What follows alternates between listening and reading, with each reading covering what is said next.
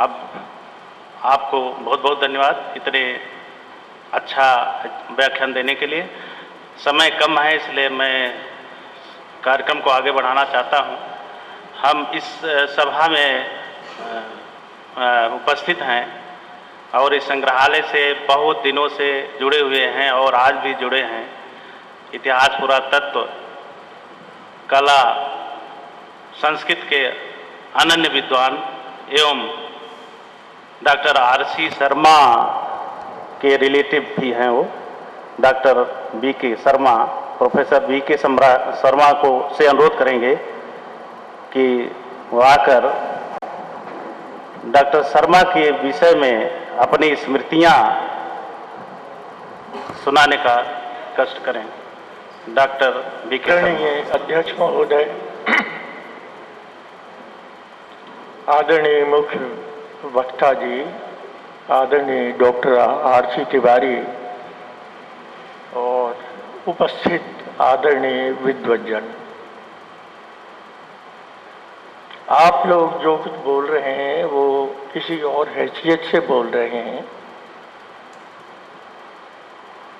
मैं और यहाँ पे दो लोग और मौजूद हैं, अगर मेरे बाद वो भी कुछ कहेंगे तो वो किसी और हैसियत से कहेंगे, उनके संबंधी होने के नाते। डॉक्टर रमेश चंद्र शर्मा मेरे बहनोई थे, मेरी एक कजिन के पति।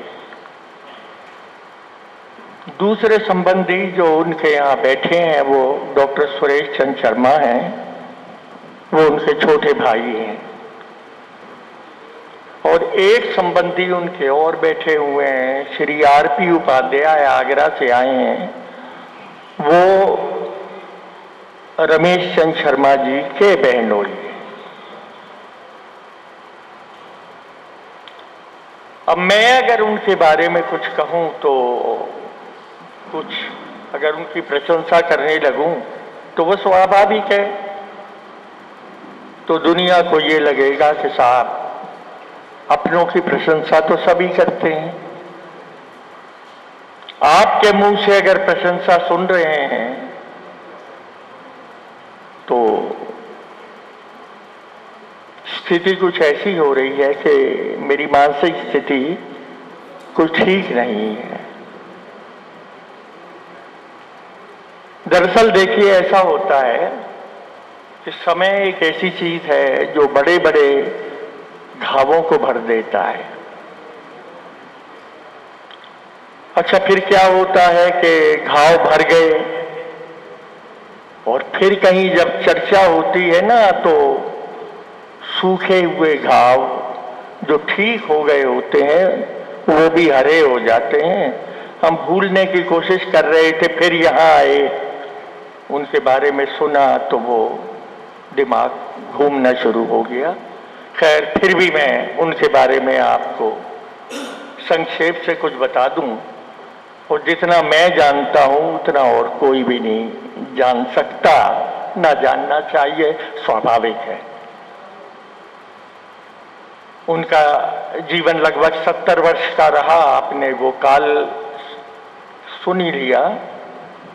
BHU से, बनारस हिंदू यूनिवर्सिटी से उन्होंने एंशिएंट इंडियन हिस्ट्री, कल्चर और आर्कियोलॉजी में MA किया, और उनके गुरु थे प्रोफेसर वासुदेव शरण अग्रवाल।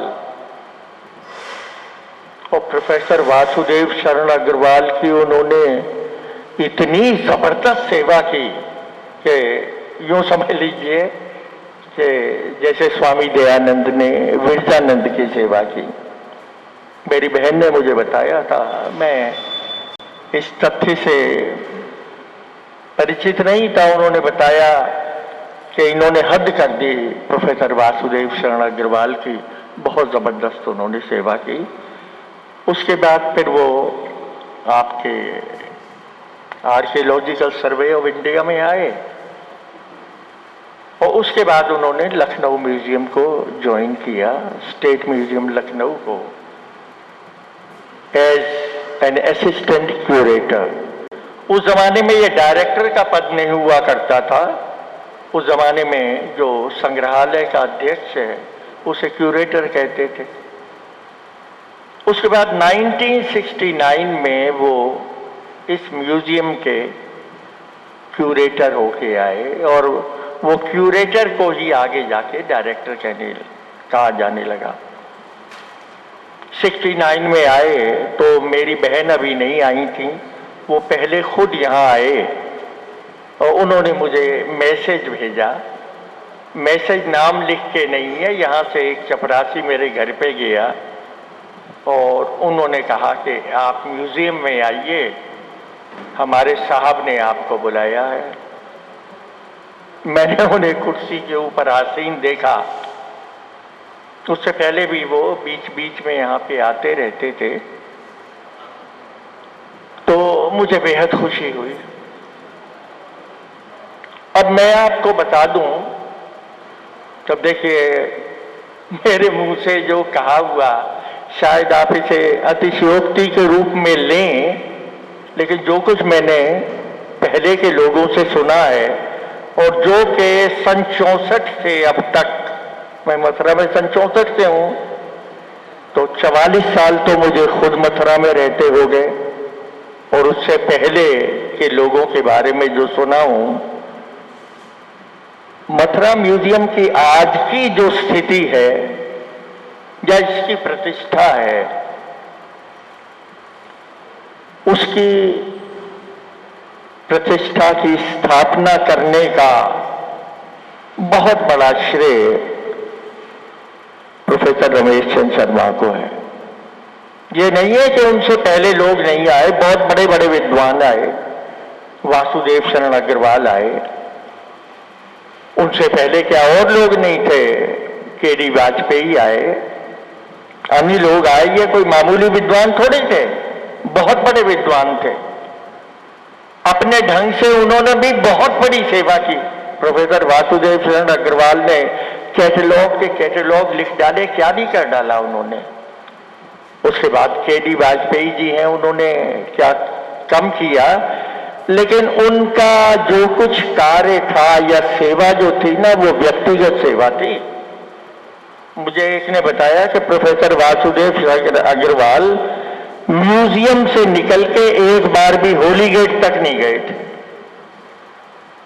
अब मैंने तो उन्हें नहीं देखा यहां, लेकिन जो आदमी कह रहे हैं वो गलत थोड़े कह रहे हैं। और मेरे ख्याल से ये जो मुझे बताया था, ये प्रभुदयाल मीतल जी ने कहा था मुझसे।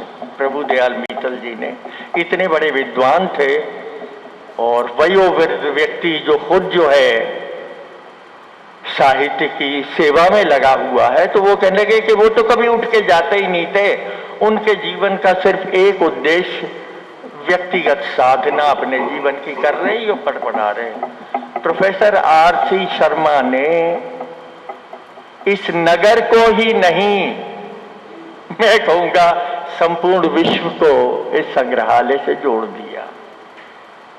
अब मेरे मुंह से आपको ये सब कुछ जो है अतिशयोक्ति लग रही होगी, ऐसा नहीं है। मैं कहता हूं कि यहां पे बैठे हुए हैं लोग, ये लोग तो नए हैं। Doctor RC. तिवारी जो हैं ये अभी हाल में आए हैं। अच्छा, ये शत्रुघ्न जी हैं, ये भी 70 के आसपास आए हैं। मिश्रा जी भी बाद में आए हैं। तो मैं उस जमाने की बात कर रहा हूं कि प्रोफेसर एन.पी. जोशी, मतलब डॉक्टर एन.पी. जोशी, उनसे पहले वो भी यहाँ के डायरेक्टर रहे थे। वो गए और उसके कुछ समय बाद यहाँ आए और उसके बाद इस संग्रहालय का ये हाल हो गया, लेक्चर्स पर लेक्चर्स हो रहे हैं, सेमिनार्स हो रहे हैं। मतलब वो एक मौके की तलाश में रहते थे कि कुछ भी हो जाए और यहाँ पर आयोजन हो जाए, और लोगों ने यहाँ पर आना शुरू कर दिया। और मुझे तो उन्होंने ये स्थिति कर दी कि घर में बैठना मेरे लिए मुश्किल हो गया।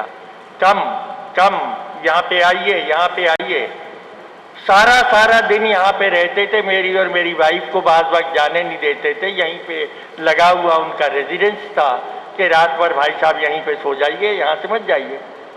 और आते ही उन्होंने 15 दिन के अंदर ही मथुरा म्यूजियम इंट्रोडक्शन नाम का एक ग्रंथ किया। मेरे बोले गैलरी में हम और आप साथ साथ टहलेंगे तो मन जो है मेरा लगा रहेगा। और प्रधानमंत्री इंदिरा गांधी से जिस तरह का उन्होंने यहाँ पर आयोजन हुआ था और यहाँ पे जो सेमिनार हुआ था, तो जो पुराने लोग हैं जिन्होंने देखा ही होगा वो उन्हें मालूम ही है क्या करा होगा।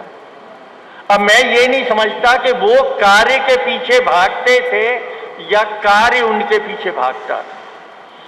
5 मिनट उनके लिए चुप बैठना, कि वो निश्चल बैठ जाए, ये असंभव। हर वक्त जैसे कहते हैं ना कि उनकी बोटी फटकती रहती, किताब ये आयोजन हो, ये अब ज्ञान प्रवाह के अंदर ये खरोष्ठी लिपि का ये हो, ये ब्राह्मी लिपि का ये हो, बैठे बैठे ये रामनगर का सर्वेक्षण होना चाहिए, ये होना चाहिए, ये होना चाहिए। जैसे उनको स्वप्न में भी विद्या विद्या विद्या विद्या ये उनको सूझती रहती थी। अगर मैं उनके बारे में एक लेक्चर देना चाहूँ ना विस्तार से, तो ये कई घंटे उसमें लगेंगे। और मैं जब वो घटना विशेष वगैरह का जिक्र करूं तो कोई एंड ही नहीं होगा। इसलिए मैं आप लोगों का बहुत आभारी हूं। और 2 और जो उनके संबंधी बैठे हैं, मैं सिर्फ ये कह रहा हूं, तो हम 3 लोगों की तरफ से इस सारे ये जो विद्वानों का समूह इकट्ठा हुआ है, इनके प्रति अपना आभार व्यक्त कर रहा हूं कि आपने ये आयोजन किया और उनके बारे में कुछ कहा। मैं बोल नहीं। अब अगले क्रम में हम professor RC. Sharma memorial foundation के प्रबंध न्यासी डॉक्टर सुरेश चंद्र शर्मा से अनुरोध करेंगे कि वह आकर फाउंडेशन के विषय में कुछ परिचय देने का कष्ट करें। डॉक्टर शर्मा। आदरणीय सभा के अध्यक्ष महोदय संत श्री वत्स गोस्वामी जी, मुख्य वक्ता Shri R K. Singh ji and director R C. Tiwari ji. Basically बीच में थोड़ा सा इंटरप्शन हमने इसलिए क्योंकि मीडिया के कुछ लोग अभी इंतज़ार कर रहे हैं। इस ऐतिहासिक अवसर पर मेरी 2 घोषणाएं थी जिन्हें मुझे ओपन करना था। तो मैंने कुछ लोगों से कहा भी था कि जब प्रोफेसर आर.सी. शर्मा का पहला मेमोरियल लेक्चर होगा इस म्यूजियम में, तब 2 घोषणाएं की जाएंगी जो कि मथुरा के जनपदीय इतिहास में एक मील का पत्थर है। पहली बात तो ये कि 1857 का वो समय जिसके बारे में 14 मई को दुष्प्रचारित किया गया, वो तिथि एकदम भ्रामक है। वो एक्सप्लोजन जो कि मथुरा की कचहरी में हुआ था जब 4.5 लाख रुपया लूटा गया था, 14 मई के बजाय वो तिथि मथुरा के इतिहास में 29 मई 1857 है। दूसरी बात ये, एक घोषणा ये भी थी कि who was the Mangal Pandey of Braj. 150 साल के इतिहास में, कंटेम्प्रोरी हिस्ट्री में इतना बड़ा आघात या इतना बड़ा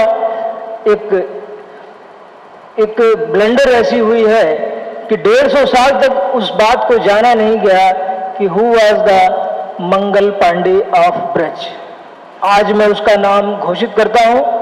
आर्काइव से मुझे जो प्रमाण मिले हैं, जिनके आधार पर एक नाम मुझे मिला है, वो बागी जिसने ब्रज में 1857 की शुरुआत की थी, उसका नाम अख्तियार खान था, जिसको 4 मार्च 1858 को कमिश्नर आईबे बैक्सी की कोर्ट में फांसी की सजा दी थी। दिल्ली में सिकंदर बेग ने उसको पहचाना। उस आइडेंटिफिकेशन के बाद में he was brought back to Mathura and he was sentence to death. एक और उससे एक कदम आगे, महात्मा गांधी के बारे में जो भ्रांतियां हैं कि कहां से वो महात्मा बने, कुछ लोग कहते हैं कि तृष्णापल्ली में उन्होंने संकल्प लिया था कि हम वस्त्र त्याग देंगे, अन्न नियमित सेवन करेंगे, जल नियमित सेवन करेंगे, शयन नियमित होगा। भ्रामक है ये बात। भ्रामक है ये बात भी कि रविन्द्रनाथ टैगोर ने उनको महात्मा कहा, और भ्रामक है ये बात भी कि लोगों ने उनको स्वयं महात्मा कहना शुरू कर दिया। एक नया तथ्य सामने आया है ब्रज कृष्ण चांदीवाला की डायरी में, आप देख लीजिएगा। पृष्ठ नंबर 302 पर साफ लिखा हुआ है कि महात्मा गांधी ने 4 दिसंबर 1921 को, ये तारीख नोट की जाए, संकल्प लिया था इस नगरी में कि जिस देश में इतने नंगे लोग रहते हो, जिस देश में इतने गरीब हो, ऐसे लोगों इस प्रकार के देश की नुमाइंदगी करने में अगर मैं वस्त्र पहनता हूं तो मेरे लिए अभिशाप है। और वो वस्त्र त्याग पहली बार इसी नगरी में किया गया था। ये 2 घोषणाएं मुझे आज की डेट में इस ओकेजन को ऐतिहासिक बनाने के लिए करनी थी, वो आपके सामने रखी गई। साथ में महात्मा गांधी का वो पत्र जो मुझे मिला है, मैं आपके समक्ष पढ़ना चाहूंगा ताकि मेरी बात और प्रमाणित हो सके। प्रमाण 1857 के भी हैं, लेकिन चूंकि मेरे पास समय नहीं है इसलिए मैं इसमें व्यवधान नहीं बनना चाहता। महात्मा गांधी की छोटी सी पंक्तियां हैं, वे मैं आपके समक्ष पढ़ रहा हूं। बात उस समय की है जब मौलाना शौकत अली के साथ वो मद्रास के लिए जा रहे हैं। सन 1921 में मोहम्मद अली और मैं दक्षिण भारत की यात्रा को जा रहे थे कि ग्वालियर में मौलाना गिरफ्तार कर लिए गए। बेगम मोहम्मद अली हमारे साथ थी। मौलाना साहब की गिरफ्तारी को बेगम साहिबा ने बहुत बहादुरी से सह लिया, परंतु मेरे दिल पर इसका गहरा असर पड़ा। मैं उन्हें मद्रास छोड़कर मथुरा आ गया। आ गया। रास्ते में अपने डब्बे में मैंने लोगों पर इस घटना का कोई असर न पाया कि मौलाना शौकत अली गिरफ्तार कर लिए गए हैं। प्रायः सभी रंग बिरंगे कपड़े पहने हुए थे। उनमें से कुछ के साथ मैंने बातें की और उनसे खादी पहनने के लिए कहा, क्योंकि अली बंधुओं को छुड़ाने के लिए मेरे पास खादी के सिवा कोई हथियार या साधन नहीं था। उन लोगों ने भी सिर हिलाकर कहा, हम इतने गरीब हैं कि खादी खरीद नहीं सकते और खादी बहुत महंगी है। इस बात के मूल में छिपे सत्य को मैं पहचान गया। मैं कुर्ता, टोपी, पूरी धोती पहने हुए था। लगा जैसे करोड़ों लोग अपने नग्न अवयवों द्वारा नग्न सत्य कह रहे हैं। अतएव सभ्यता का ध्यान किए बिना यदि मैं एक एक कपड़े का त्याग कर सकूं तो उन करोड़ों अधनंगे लोगों के रहन सहन के साथ अधिक समानता जोड़ सकूं। इसके सिवा और अधिक प्रभावी उत्तर मैं उन लोगों को क्या दे सकता था। फलतः यह परिवर्तन मैंने मथुरा की सभा के बाद दूसरे दिन सवेरे कर डाला। यानी महात्मा गांधी को महात्मा बनाने वाली ये नगरी साबित होती है। एक बहुत बड़ा तथ्य जो अब तक छिपा हुआ था, इसको प्रकाशित नहीं किया गया। न ये बात इस रेलवे स्टेशन पे लिखी गई और न ये बात जनमानस में प्रचारित की गई। इस प्रकार से 2 ये तथ्य हैं। एक तो 1857 का क्रांतिकारी, याद रखिए, अख्तियार अली था जिसको 4 मार्च 1858 को यहाँ फांसी की सजा दी गई। और दूसरे, महात्मा गांधी ने महात्मा होने का अंतिम कसौटी जो है, कौपीनवंता खलु भाग्यवंता, इसकी जो सिद्धि है वो इस नगरी में की। इन 2 घोषणाओं के साथ मैं क्षमा चाहता हूं।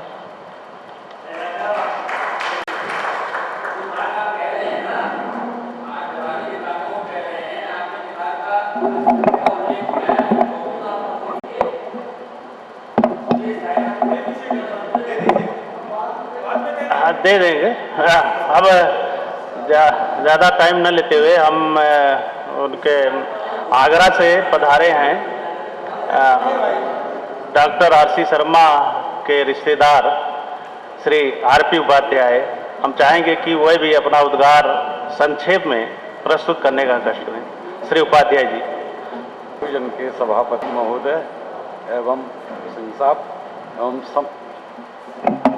एवं उपस्थित सम्मानित, मैं और सब लोग कह गए हैं, ज़्यादा उनके विषय में नहीं कहना चाहूँगा। उन्होंने काशी, उसको बनारस को ही क्यों सुना? इनके बाबा थे, बाबा मृत्यु के निकट पहुंचे थे और उन्होंने गंगा किनारे पर एक मतलब सामयाना पान करके वहां प्राण त्यागे। इनके पिताजी जो हैं वो भी गंगा किनारे पर ही प्राण त्यागे। शर्मा जी बनारस यूनिवर्सिटी में थे और उन्होंने मुझसे कहा कि आप कोई प्लॉट तलाश लीजिए, मैं और आप साथ साथ रहेंगे। संयोग ये हुआ कि बनारस में ही बच्चे का संबंध हो गया और उन्होंने बनारस में ही मकान बना लिया और वहीं उन्होंने अपने प्राण त्यागे। तो इनको मतलब शर्मा जी को क्या नाम, ईश्वर की भक्ति विरासत में मिली थी। इनके बाबा बहुत विद्वान थे, पंडित शिवदत्त शर्मा। इनके पिताजी को भागवत, रामायण वो सब कंठस्थ याद थी और यही हाल शायद शर्मा जी का भी रहा है। तो मैं उनके विषय में ज्यादा न कह करके अपनी वाणी को विराम देता हूं और आदरणीय सिंह साहब का तहे दिल से शुक्रिया अदा करता हूं कि उन्होंने उनके नाम पर सड़क और क्या नाम है पार्क बनाने की घोषणा की। ज्ञानदीप शिक्षा भारती के निदेशक श्री और प्रोफेसर आर सी शर्मा के अभिन्न मित्र, शायद उनसे ज़्यादा बहुत कम लोग ही जानते होंगे शर्मा जी के विषय में। मैं अनुरोध करूंगा श्री मोहन स्वरूप भाटिया जी से कि वह आएँ और कुछ अपनी भावांजलि प्रस्तुत करने का कष्ट करें शर्मा जी के संबंध। श्री आर के सिंह जी ने बहुत ही विद्वत्तापूर्ण, दार्शनिकता से परिपूर्ण, वैज्ञानिक धरातल पर और साथ ही धार्मिकता और आध्यात्मिकता से संजोकर जो भाषण दिया उससे अभिभूत हो गया। और मुझे आश्चर्य होता है कि सिंह साहब कहाँ जमीन और कॉलोनियों के नक्शों में आ गए। इन्हें तो ब्रज के नक्शे बनाने के लिए काम में जुटना चाहिए। मैं चाहता हूँ तालियां बजाकर आप स्वागत करें, इतना अच्छा भाषण आपने दिया था। कुछ ऐसा करिए, ब्रज में बड़ा अभाव है इस समय कि ऐसे कार्य नहीं हो पा रहे। संग्रहालय में अब तक पुरातत्व, कला, संस्कृति और इतिहास विषयक आयोजन होते रहे हैं। कृतज्ञता की इस पराकाष्ठा के युग में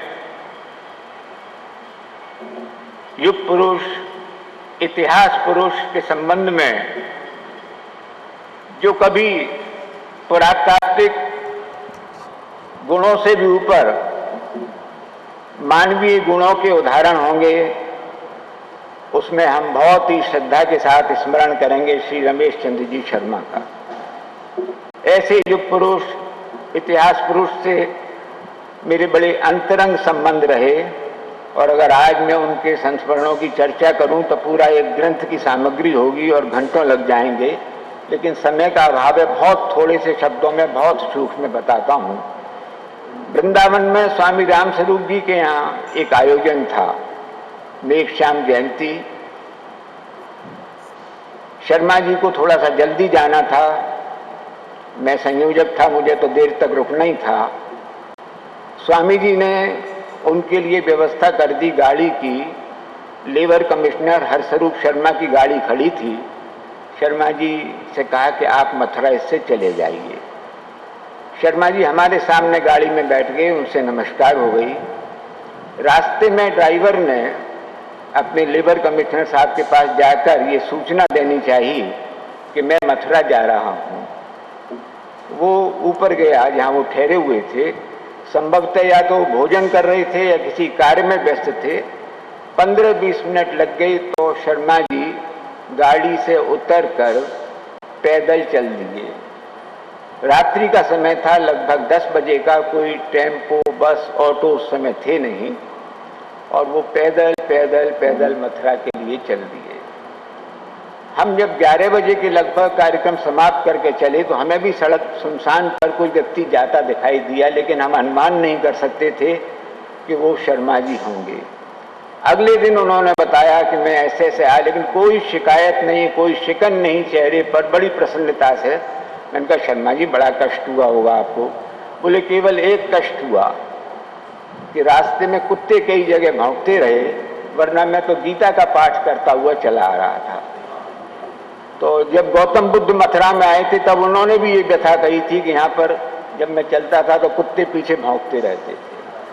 तो वो परंपरा थी, कोई बात नहीं। एक प्रसंग आपको और सुनाऊंगा।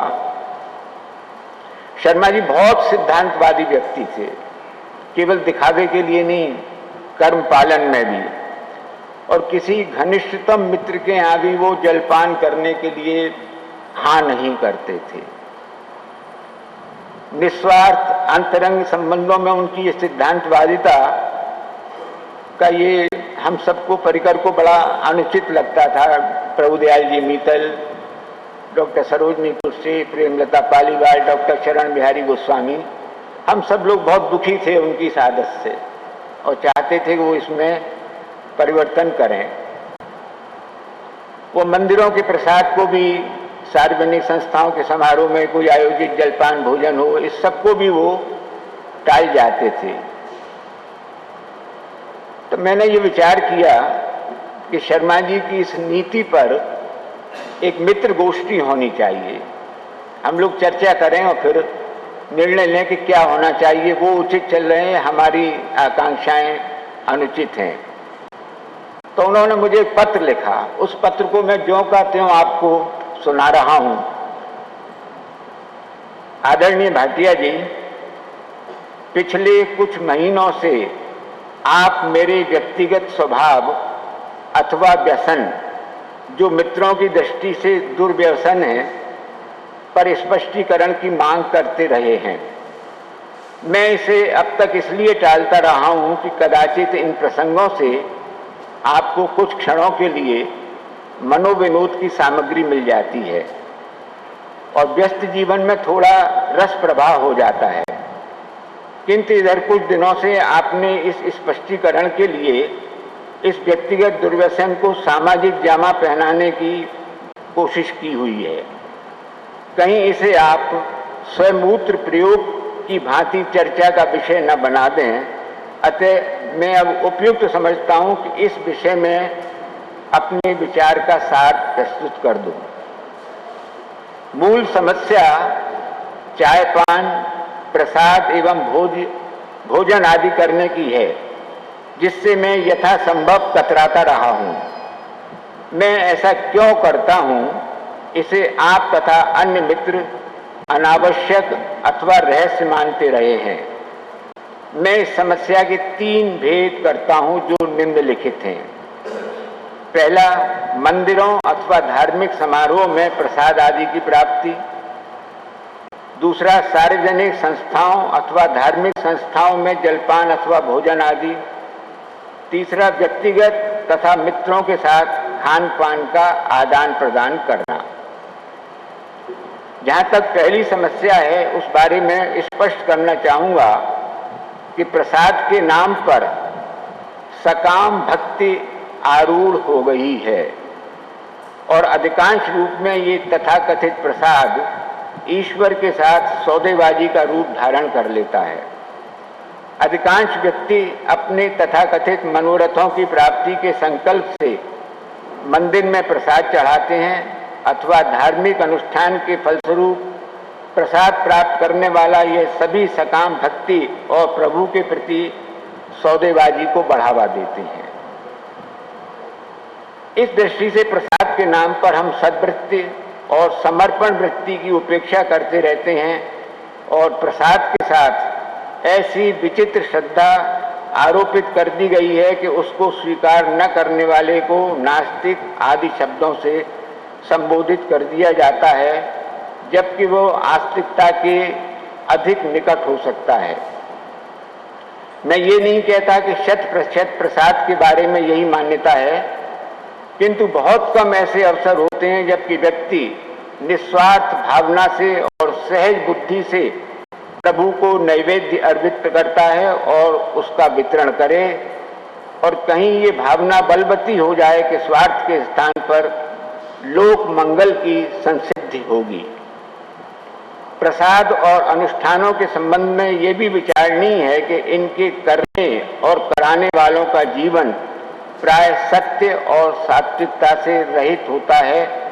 उनकी वृत्ति तो फलाशा से ओतप्रोत होती ही है, साथ ही बहुत से ऐसे महाशय होते हैं जिनका व्यवसाय निंदनीय और समाज के लिए कलंक होता है, किंतु निर्माता अथवा मिलावट करने वाला व्यापारी अथवा कट्टी घर का मालिक अनुष्ठान करे और प्रसाद बांटे तो क्या हमारा ये कर्तव्य नहीं है कि उस प्रसाद की उपेक्षा कर और उसे उस व्यवसाय से निवृत्त करने का प्रयास करें, ताकि समाज में अनाचार, तनाव और हिंसा का वातावरण न बने।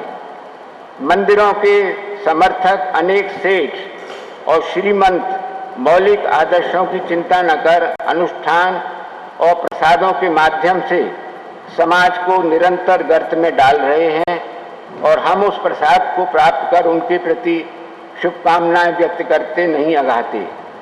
अतः मेरी दृष्टि में प्रसाद की उपेक्षा हमारा नैतिक कर्तव्य है, ताकि उन श्रीमंतों को ये आभास हो कि समाज में अब खोटा सिक्का नहीं चलने का।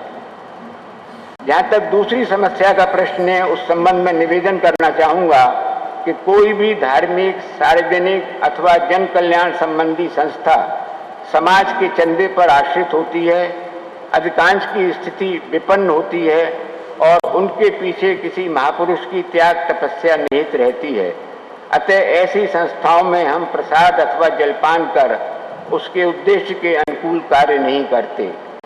हमें तो उस संस्थापक अथवा महात्मा की निष्ठा के अनुरूप उस संस्था के लिए यथासंभव समर्पण करना चाहिए, न कि उसे उपयोग का साधन बना लिया जाए। यदि किन्हीं अवसर विशेषों पर किसी उत्सव का आयोजन करना हो और उसमें भोजन अथवा जलपान आवश्यक ही हो, तो उसकी पृथक व्यवस्था कर लेनी उपयुक्त होगी, अथवा प्रसाद आदि अत्यंत सूक्ष्म एवं प्रतीकात्मक हो सकता है, ताकि कार्यक्रमों का आयोजन हो जाए और संस्था पर भार भी न पड़े, तथा उसकी पृष्ठभूमि में जिस त्याग और तपस्या का बीज बोया गया है वो निरंतर अंकुरित होता रहे और पल्लवित हो। प्रसाद अथवा भोजन आदि के बारे में ये भी उल्लेखनीय है कि इस पर अधिक ध्यान केंद्रित करने से व्यक्ति की वृत्ति में जलपान अथवा प्रसाद बड़े सूक्ष्म और विचित्र ढंग से ऐसा आरूढ़ हो जाता है कि उसके प्रति उस व्यक्ति की लालसा बढ़ जाती है, और वो बढ़ी हुई लालसा कभी कभी बड़ा भौड़ा रूप लेकर गोष्ठी अथवा कार्यक्रम में अभिव्यक्त होती है। यदि व्यक्ति को वास्तव में अपने व्यक्तित्व के विकारों की और विकास की ओर उन्मुख होना है, तो उसे इस छोटे धरातल से ऊपर उठना होगा और इन्हें वो अनावश्यक अंश मानेगा। जहाँ तक पारस्परिक भोजन के आदान प्रदान का संबंध है, यह भावनाओं का आदान प्रदान है और ये औपचारिकता के स्तर से घिरा हुआ नहीं होना चाहिए। ये पारस्परिक सुविधा, असुविधा और अनुकूलता आदि पर निर्भर करता है, एवं इसके लिए किसी नियम अथवा सिद्धांत का निर्धारण संभव नहीं है, किंतु इसे प्रतिष्ठा का प्रश्न बना लेना और उसी पर ध्यान केंद्रित किया जाना दूसरे की भावना के प्रतिकूल हो सकता है। मैं समझता हूँ कि इस निवेदन से मैं अपनी स्थिति स्पष्ट करने में समर्थ हुआ हूँ और इस व्रत के पालन से मुझे लाभ हुआ है। यदि मुझसे कोई जलपान और चाय के लिए पूछता है तो मुझे बड़ा भार लगता है और वैचारिक आंदोलन होने लगता है।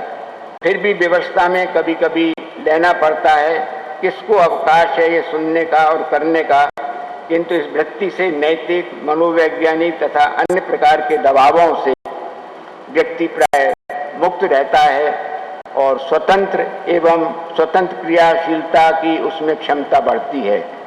समय का भारी अपव्यय तथा धन की अनावश्यक क्षति भी नहीं होती।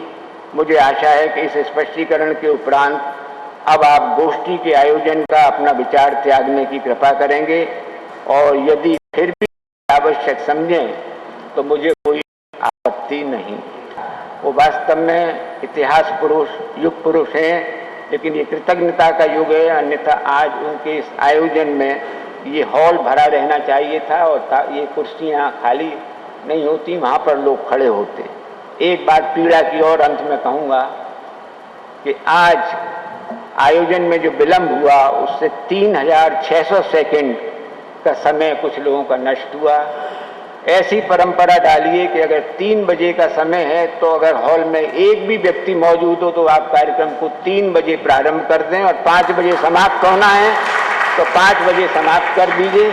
मैं इसे अनुचित अन्यथा न समझिए, बहुत क्षमा याचना के साथ कह रहा हूँ, ये परंपरा डलनी चाहिए। धन्यवाद। अब अगले क्रम में ज़्यादा समय न लेते हुए हम डॉक्टर सुरेश चंद्र शर्मा को बुलाना चाहेंगे कि वह कुछ एक पुस्तक का विमोचन करवाएं और कुछ सर्टिफिकेट जो स्मृति ग्रंथ के लिए जिन लेखकों ने लिखा है उनको सर्टिफिकेट भी देंगे। तो पधारें और एक कार्य पूरा कर लें। श्री डॉक्टर शर्मा।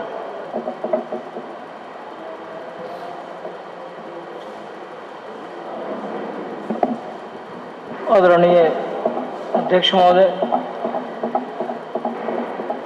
विगत 1 वर्षों से ये प्रयास जारी रहा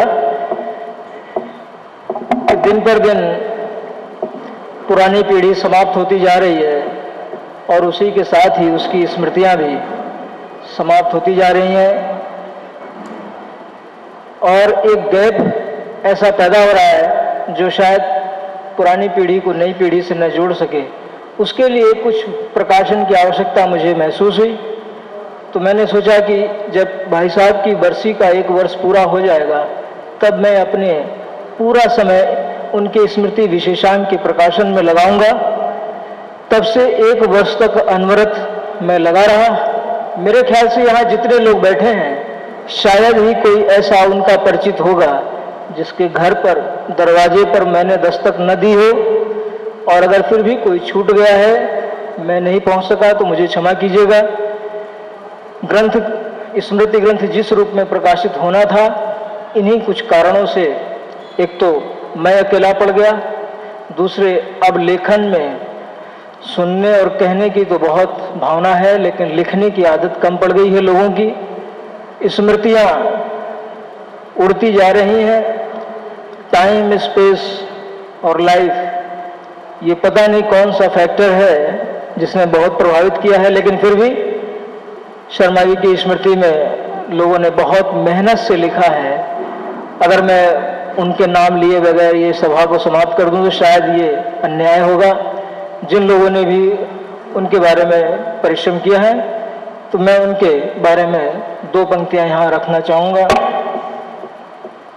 सर्वप्रथम तो ये मैं बीच में से ही बात को उठाता हूँ, साथ ही ये सवाल सालने लगा कि इतने सारे का एक साथ होंगे कैसे। फलता कोशिश ये रही कि पहले डॉक्टर रमेश चंद्र शर्मा से संबंधित अभिलिखित सामग्री एकत्रित की जाए, तदुपरांत जीवनी लेखन और स्मृति संग्रहालय की योजना की शुरुआत हो। इस तरह कार्यक्षेत्र बढ़ता गया। उनके कई मित्रों जैसे हर्षनंदिनी भाटिया, गोपाल चंद्र घोष, मोहन स्वरूप भाटिया आदि ने दस्तावेज प्रदान किए।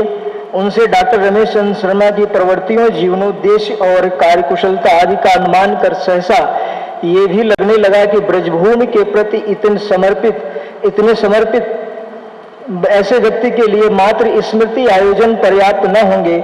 उचित तो ये होगा कि उस महान आत्मा के पदचिन्हों की अनुगामिनी कोई संस्था हो जो उस परंपरा के मनीषियों की स्मृति में सांस्कृतिक जनजागरण, संरक्षण, संवर्धन के साथ सामाजिक व राष्ट्रीय मूल्यों पर कार्य कर सके। परिणाम स्वरूप डॉक्टर रमेश चंद्र शर्मा स्मृति न्यास का विचार प्रबल होता गया और यादगार प्रतीक रूप में प्रशस्ति पत्र छप गए जो अभी वितरित किए जाएंगे। इसी बीच आश्चर्य तो तब हुआ जब न्यास की गरिमा बढ़ाने के लिए संत श्री वत्स गोस्वामी अध्यक्ष श्री चैतन्य प्रेम संस्थान वृंदावन ने संरक्षक और श्री आर.के. सिंह उपाध्यक्ष मथुरा वृंदावन विकास प्राधिकरण ने बतौर विशिष्ट सदस्य ने बतौर सह संरक्षक और डॉक्टर आर.सी. तिवारी निदेशक राजकीय संग्रहालय मथुरा ने बतौर विशिष्ट सदस्य न्यास का दायित्व संभालने का मैं सहजता से स्वीकृति प्रदान कर दी। हालांकि मेरे लिए बड़ी सफलता थी, फिर भी लगा कि ऐसा कदाचित उनके डॉक्टर शर्मा के प्रति अतिशय प्रेम और श्रद्धेय आर.के. सिंह के पुण्यमय जीवनोद्देश्य से ऐसा संभव हुआ होगा।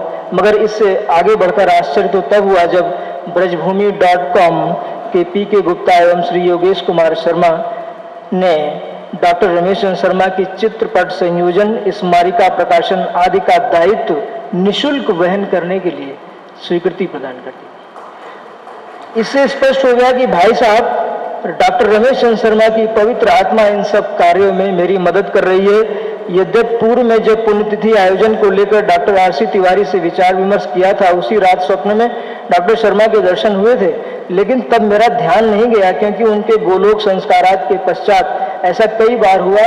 लेकिन सोचे गए कार्यों को एकाएक पूरा होते देखकर विश्वास होने लगा कि इन उद्देश्यों के पीछे उनकी आत्मा, उनकी कृपा कार्य कर रही है।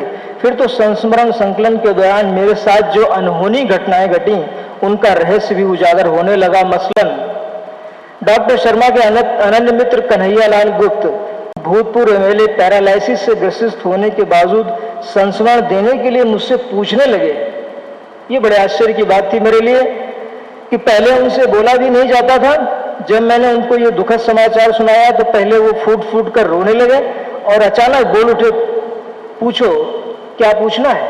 ये बहुत बड़ी बात थी। कन्हैयालाल गुप्त जो अभी नहीं रहे, उनकी ये दशा देखकर मैंने उनकी धर्मपत्नी से कहा कि आप कुछ बता दीजिए, इन पर तो भारी असर हुआ है। फिर उन्होंने मुझे संस्मरण बताया।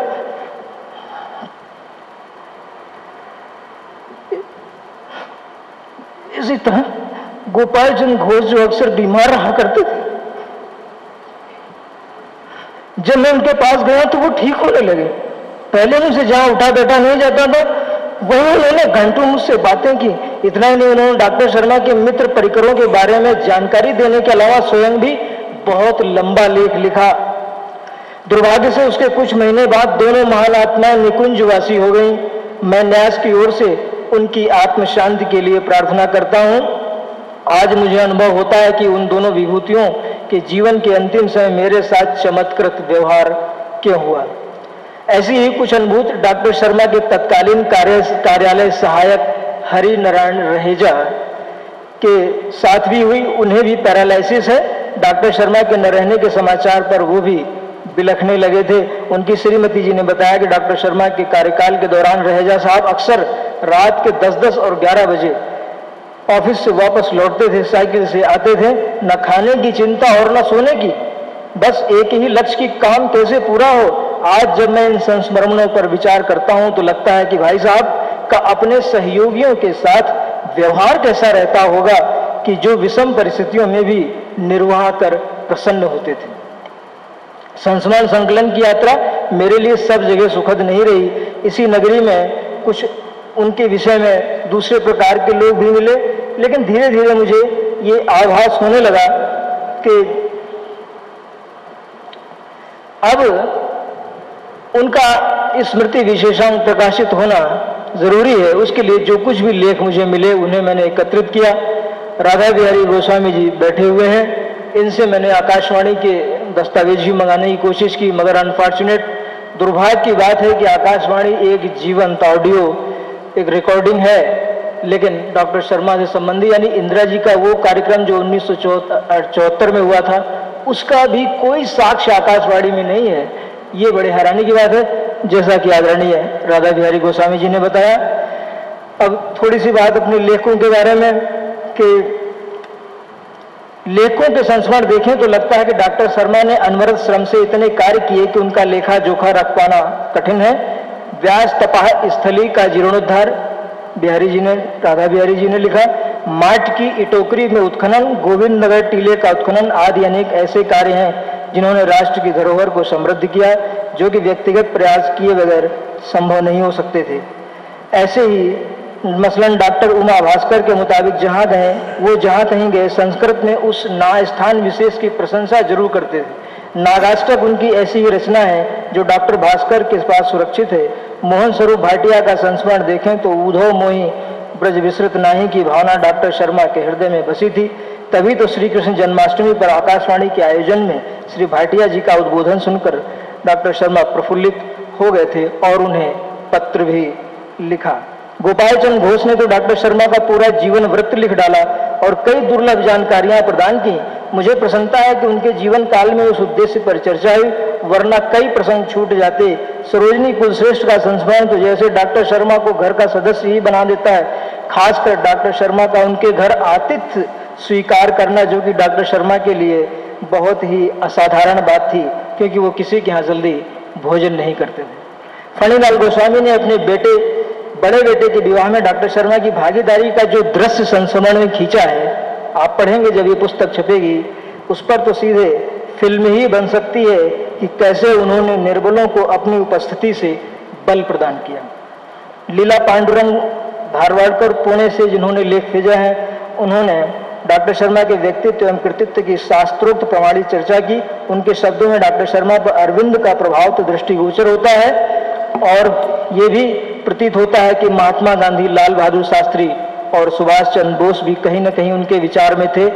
दहेज जैसी कुरीतियों के विरोध, सरकारी व्यय में ईमानदारी, पुरावशेषों की सुरक्षा आदि के मामलों में डॉक्टर शर्मा का स्वर गांधीवाद और समाजवाद के समन्वयात्मक प्रभाव का संकेत देता है।